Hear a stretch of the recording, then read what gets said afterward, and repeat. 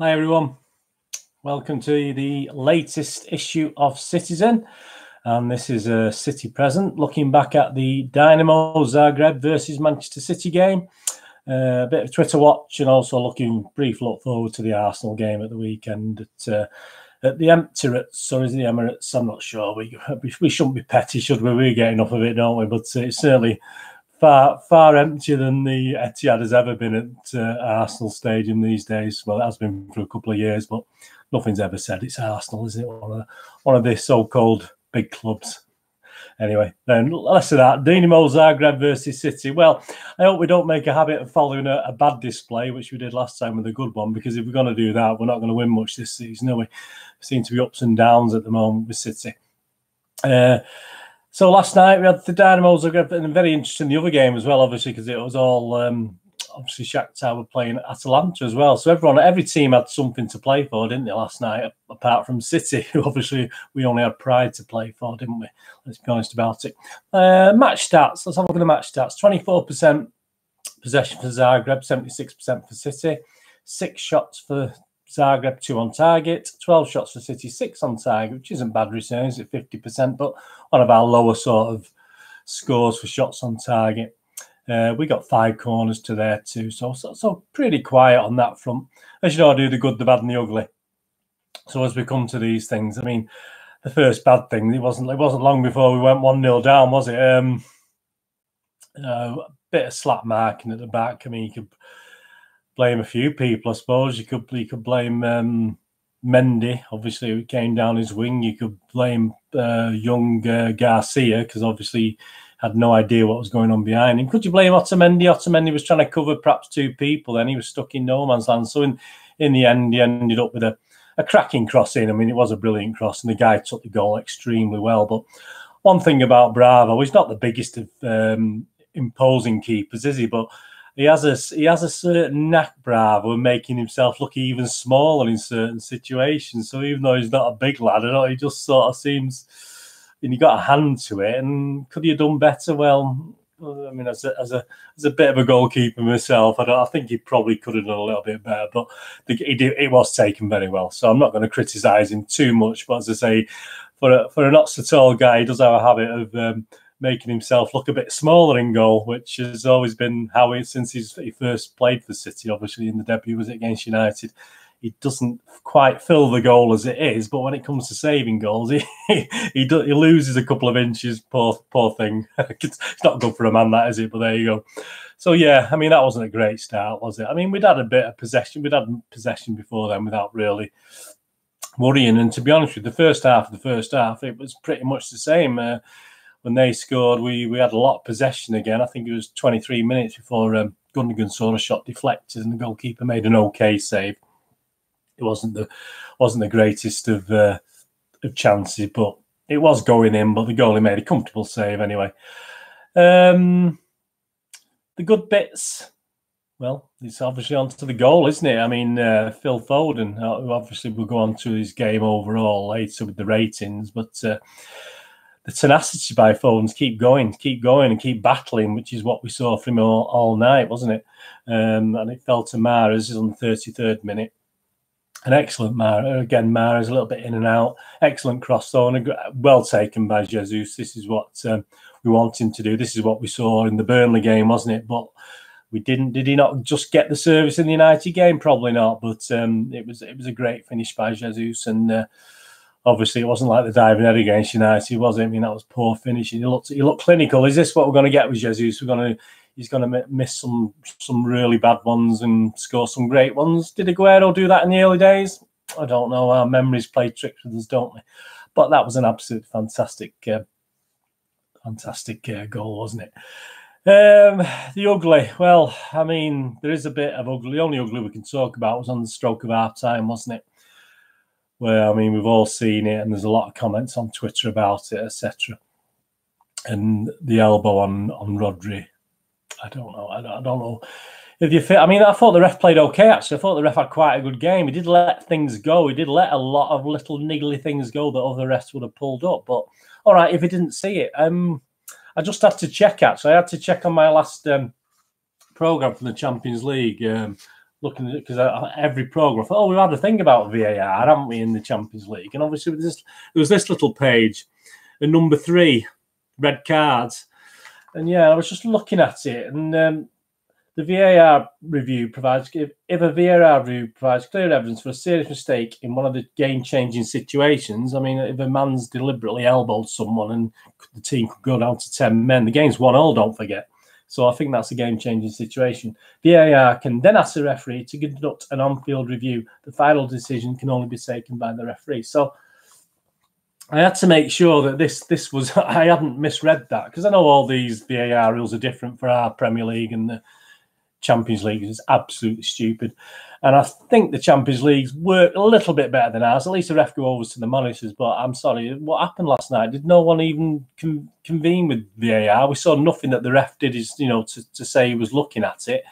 I think the City players were absolutely totally shocked and gobsmacked, the ones who did see it. And we've sort of, because I've said psychologically City are moaning a lot now about VAR, but I think that sort of we did the right thing. Perhaps we just kept stum, and what happened? We didn't get anything. So perhaps we should have surrounded the ref and been a bit more forceful with it and moaned about it. But I thought that was absolutely, that's the ugly. That was the terrible. That's the only ugly of the night. And I don't think there was any. There was a little bit of, I mean, obviously the bit of anger about the goal standing because we didn't stop play. We had no right. No, we didn't need to stop play for the goal. It was just a normal game. People were falling about all over the place and, you know, getting injured. I think one of our guys was on the floor. I mean, it was a bit pathetic. I think there was only 1 or 2 of the Zagreb players had a go and were whinging about it. And then obviously the others had backed them up. But I mean, most of them accepted the goal for what it was. But there was a bit of animosity there. But I thought it died down in the 10 minutes. Obviously, that was 10 minutes earlier previously.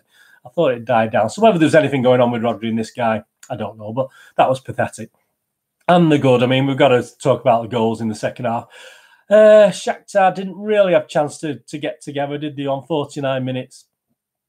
Foden, again, great tenacity, puts a nice ball through to Jesus, who sits the defender down and Burnley kills it into the far corner.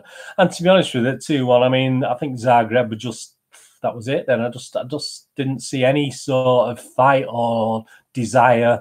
I mean, the fact we went up 4 minutes later on 53 minutes and Jesus got his hat-trick, you know, probably killed them off totally. But even from the 49th to the 53rd minute, the 4 minutes, only just enough time to boil an egg and stick your soldiers in one of them. I mean, 4 minutes, he didn't have time to do anything. They were already 3-1 down. And that was it. He could have had a 4th on 63 minutes. A great header that really he should have got. He wasn't under him. I think he just didn't get over it. But hey, you can't complain, can we? So at 3-1 there. Then we had the substitutions. We had Zinchenko on, Jesus off, so he didn't have much chance to add to his hat-trick. We had Sterling on. Why? I'm not too sure. For Rodri off, why risk him? I don't know. Very, very odd. And I think even the commentators and many people on watch-alongs, etc., commented the same. Then we had Otamendi off on 81 minutes with Taylor Harwood-Bellis on. Sorry, I always say Harwood-Bellis. I'm getting the hang of that now. And then on 83 minutes, well, who deserved a goal more than Foden? Phil Foden got a fantastic goal from a really good Bernardo assist in his 50th game for Phil Foden, so it's nice for him to score that. And City won the game 4-1 comfortably in the end. The other game, obviously, Atalanta ended up going through second. I did actually say last week, although I thought City, we might struggle against Zagreb because I thought we'd play a weaker team. We didn't really play a weaker team. Had a couple of, obviously, the Garcia and the Foden. I don't call Foden a weakness. And Garcia, I wouldn't call him a weakness the way we're playing at the back at the moment. So, yeah, I did think we may get beat, but that was with a weaker team. So I was quite happy with that. I was quite happy with the overall performance. I think we played really pretty well. The first half was a bit, could write that one off. But again, once we get our composure, once we get psychologically our confidence, we look okay. We played it around really well without being too threatening in the first half at times. But the second half, it was a lot bit more like the old City. And as I said, I think Zagreb, again, with the Burnley game, I think Zagreb weren't really much to shout out about. So again, I'm not going to get all giddy and excited, to the getting ready for the Arsenal game. But we did what you have to do. It was a nice result. And as I said, I think I said that I won't be surprised if Atalanta, in the last vlog I did, Atlanta didn't actually win there. So obviously, and it did end up, they did win at Shakhtar comfortably, wasn't it? So they will be joining us in the last 16 as second place. So well done at Atlanta, because I think they played some nice football, and to start so poorly and to come back and do that, fantastic. I'm happy, and the fans were happy from what I could see on Twitter in Italy as well. So fantastic. The player ratings. Let's have a look at what Mr. Brennan thought about the player rating. His comment on Stuart Brennan was, Jesus bags 3 but shares man of the match with another. So I think we all pretty much know who was going to share man of the match with, don't we? So if we go through the players, Stuart Brennan, watch. Claudio Bravo, Olmo's brilliant volley, gave the keeper no chance, but he came up with one showy flying grab and little else. I mean, that's flying grab. I mean, he could have just put his hand out and got it, to be honest with you. It was a bit dramatic, but it was good for the cameras, wasn't it? So he's given him a 6. I give Bravo a 6. Cancelo, awful start, giving the ball away freely, but got his act together and played a part in a decent team display. So he give him a 6. Yeah, Cancelo, I give them a 6 as well. Yeah, I think all the defence started a bit jittery, but it's only to be expected when they're not played together very often, is it? So it doesn't surprise me at all. So I agree with that. 6 for Cancelo. Eric Garcia, his position in anticipation saved the City defence plenty of pain. Old head on young shoulders. Stuart's given him a 7, which is quite good. I give him a 6.5. As I said, probably at fault for the first and looked a bit shaky. But what do you expect when you're playing in a team that you've not really played in much before? But Stuart gave him a 7, I give him a 6.5. Nicholas Otamendi should have attacked the cross for Olmo's goal, but made amends with some stern defending. Yeah, I think he was a bit stuck on that first goal. He was trying to cover, but obviously, he was trying to cover 2 people, really, wasn't he? Keep an eye on the guy behind him, but he could see what was going on in front of him. So Stuart's given him a 6 anyway. I mean, I was a bit kinder to Otamendi. I think, did I give him? Yeah, I give him a 6.5. I thought Otamendi played pretty well. And so I give him a bit more than Stuart there. Benjamin Mendy, abysmal in the first half, but recovered to play a big part in Jesus' second and third goals, more like his old self. Tell it as it is, Stuart, abysmal. Yeah, it wasn't great the first half, but I'd scored him 6, which is his average score in the first half, but then I went on to give him a 7 overall, which agrees with Stuart Brennan's 7 as well. I mean, bit abysmal. I don't like to say any player's abysmal. Well, probably.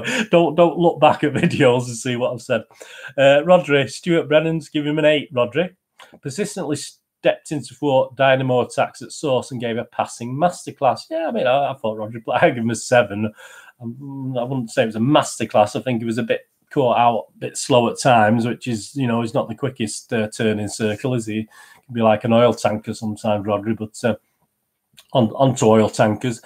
So anyway, Stuart give Rodri an 8 and I give him a 7. On to Ilkay Gundogan, if that's how you pronounce it. I'm trying to learn how to pronounce these names, bear with me. So neat and useful when City are on the front foot or when seeking to kill a game, as they did here. And Stuart's given him a 7, Gundogan.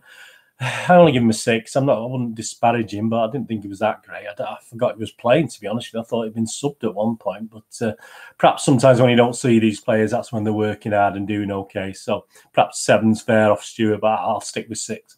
Phil Foden, his bright burst brought the first goal. He had a big part in the second and a vital pass in the third. Took his goal well, superb. And then Stuart's giving him 9 out of 10, which, I'm not going to argue with 9 out. I've given him 8 because I'm mean, but yeah. Great display, wasn't it, Phil Foden? This is what we want, and played not sparingly, but given a good chunk of games. This is what we'll get at Phil Foden. Yeah, if we tire him out, if we're playing too much, if we're playing game in game out, yeah, we'll lose a bit of that. But Phil, we want to see him at Arsenal, don't we? We'll go through the Arsenal match and the team I want to see as well later. But yeah, we want to see him against Arsenal, don't we?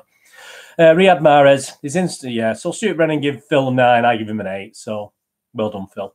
Riyad Mahrez, his instant control of long aerial balls ensured he was a constant threat, even his involvement was limited. So he's give Mahrez a 7. Yeah, I want to give Mahrez a 6. I was going to 6.5, but it's a couple of okay balls. But again, just didn't see him a lot of the time. And it was this sort of pace of a game as well, wasn't it? He was willing to take players on, which is fair enough. And if he loses a ball, we shouldn't complain, should he? So, because we do need, Foden was the same. He took players on, and Mahrez does that, doesn't he?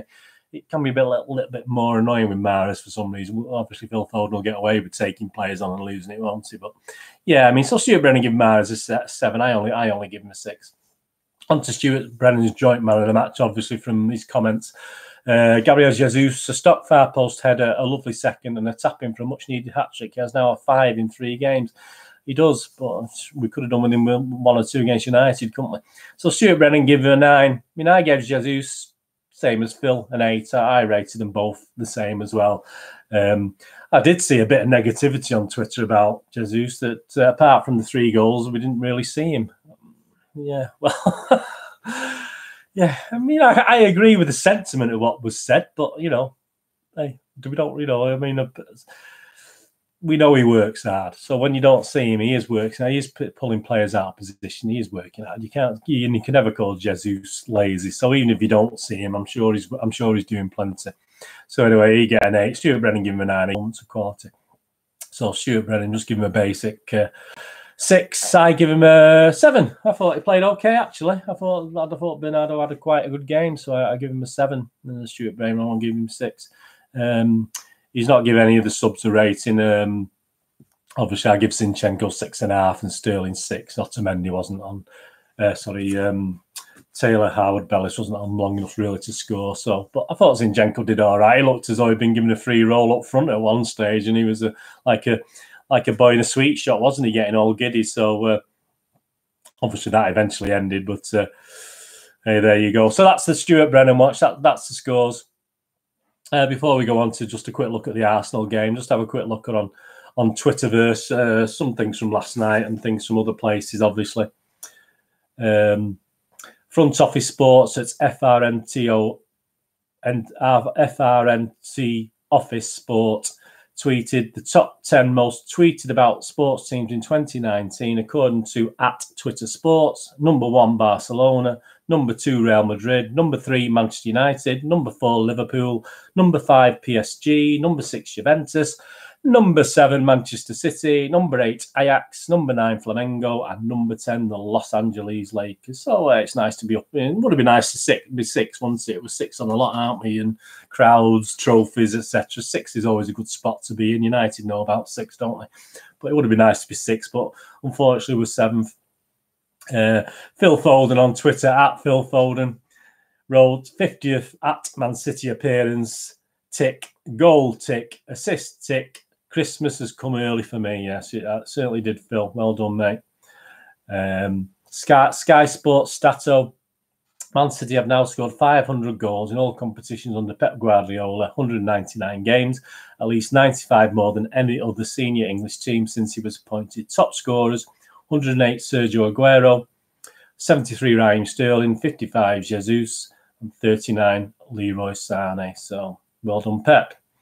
And the possible last 16 opponents now, we know that, are either only got 5 choices because we can't play English teams, we can't play Atalanta.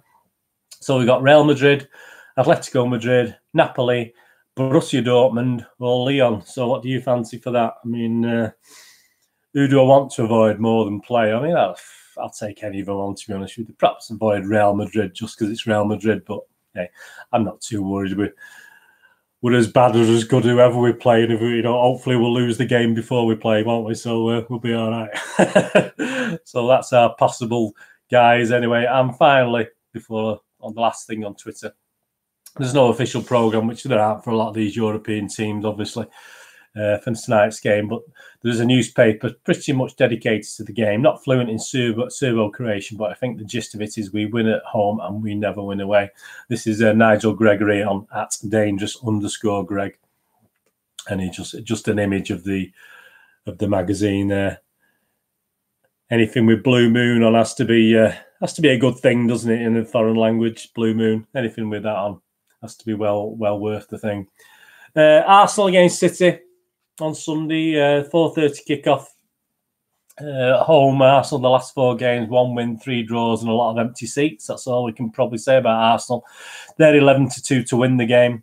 It's about 9-2 for the draw, and City 7-15 on to win. So not the lowest score of City's ratings. I watched Arsenal against was it the other evening against West Ham, was it? Yeah, and both teams were pretty naff in the first half, and West Ham deserved to be winning, and Arsenal just totally had a brief spell of 5 or 10 minutes and pulled West Ham apart, and West Ham were really bad. So it'll do Arsenal's confidence the world of good, won't it? But we should be able to go there and beat Arsenal. But we don't know, do we? As to say, it is Arsenal. We've got a good record there, haven't we, on the last few seasons? So I'm optimistic. I think we have to keep winning our league games. Leicester are 6 points ahead now. We don't have to worry about Liverpool particularly too much, but we can't let Leicester get too far ahead, can we? Because we certainly want to be in top 4, and obviously anything less than second would be disappointing, but obviously anything less than third would be a catastrophe. So yeah, it'll be interesting. It'll be interesting to see the game. It should be a okay game, actually. I'm quite looking forward to it because, say, Arsenal dodge at the back okay up front. Does it sound familiar? Yeah, City team. Well, let's go for a City team. I think Ederson, Walker for me, I think will get back again, and I think Ferner will be back in there. I think Pep will stick Ferner in. I'd like to see Otamendi next to him. Obviously, we've got lacking options, aren't we? I don't think Garcia will get a game. So Otamendi, obviously, with no Stones now. So we're lacking options. So Ferner and Otamendi for me. On the left, will Mendy get another game? Well, if he comes through last night, I think he'll probably play Mendy. But I won't mind seeing Zinchenko now. He's had a few minutes in his legs, but it's perhaps a bit early for him. And I don't think Angelino will be given the shout against Arsenal. If Mendy's okay, Mendy will be in there. Obviously, we'll have Rodri sat in front. Well, I don't think there's going to be any change to that. And the interesting one there, are we going to have Foden or are we going to have David Silva? I mean, I'm a feeling he'll play Silva, but I'd love to see Foden in there again. I know it's a bit limpy at the end last night. He took a few kicks, didn't he? Got a bit battered, and that's what they do, these young lads. All credit to Pep for knowing when to play Foden or not play Foden, but let's play him a bit more. But yeah, I mean, he did get a bit of hammer from the Zagreb players last night. So I'm hoping he's all right because he took a couple of knocks, and I think he was a little bit limpy when he scored his goal as well. But I hope he's okay and he comes out of it. But I think he'll probably stick with David Silva on against Arsenal, although I wouldn't mind seeing Foden. Obviously, KDB is going to come back in, and I don't think we have much real options over that apart from Bernardo. Probably will play instead of Mahrez. I don't think Mahrez will play, and I think Jesus obviously will play up front. And I no doubt Sterling, who's not playing great. It wasn't his greatest game again. Greatest style, 18 minutes, 20 minutes he was on last night. He didn't really. He had a couple of chances that, to be honest with you, perhaps could have scored a goal. But so he's not in form, Sterling, is he? But hey, perhaps he'll play Sterling, but perhaps he'll play Mahrez instead of Sterling. Perhaps he'll surprise us. So we should be good enough to beat Arsenal, shouldn't we? Before I go, just a couple of. I did a recent Citizen vlog, which is on City's history. So I've just covered December '93 recently, and I'm also been looking at various things like City programs. There's a blog on City programs on the adaptation of colour in City programs, etc. Plus a program opening of stuff I've bought. So I've done that recently. And over the next few days, I'll be doing a little tribute to both Ron Saunders, who obviously managed City very briefly. I'll have a little summary of that with some personal stuff I've got there and match programs, etc., and games I attended. A little tribute to Ron Saunders, and also a little tribute to Roy Cheetham, who obviously passed away very recently as well. And I've managed to dig up. I probably did see this guy play for City because it was in the early '60s, mid '60s. Was even there in the 67-68 season, but only played a couple of games, so I didn't qualify for a medal. But a little bit of a tribute to him, and a couple of little things in the programmes about Mr. Cheetham as well. So a nice tribute to him. And I'll also be looking back at some of these in the City Pass vlog. Christmas covers, that's not one of the best ones, but a little piece on some Christmas match magazine covers. And in the next 2 weeks, I'll be looking back at January 1977. So with City going for a title challenge after winning the League Cup in '76. We had a pretty good team. Tony Butt was in charge. And that'll be out before Christmas, just before Christmas time, probably the last week of December, around then. So please have a look out for that as well. So that's some great vlogs coming out on the my City history, obviously City Pass. Please keep your eyes open for them. Anyway, I hope you enjoyed that. Onward to Arsenal, and I'll be back after the Arsenal game. with a look at the Oxford game, obviously in the cup, in the Carabao Cup. So I'll be back for that. Please push the old subscribe button, push the bell notification. Please, any support's always welcome. Tell your friends. I do enjoy doing these things. It's nice to know people get a little bit of entertainment and information, and hopefully a bit of a laugh sometimes. So try and have a bit of a giggle about some things and try and inform you what's going on. Please check my links below for my movie stuff, my movie reviews, board game reviews, poster reviews, and obviously my website where I try and earn a living, movieGameNostalgia.com. If you can get on there for DVDs, posters, and board games, please do so and give me your support. That'd be absolutely fantastic. Anyway, thank you so much for watching. Hey, another good day, another good match. It's always nice to talk after a win, isn't it? And we're through to the last 16. Let's see who we get of those 5 teams. Anyway, thanks for watching. I'll be back after the Arsenal game. Whatever you do, look after yourselves, look after your friends, and more importantly, look after your family. And hopefully I'll see you all again very soon. Bye-bye.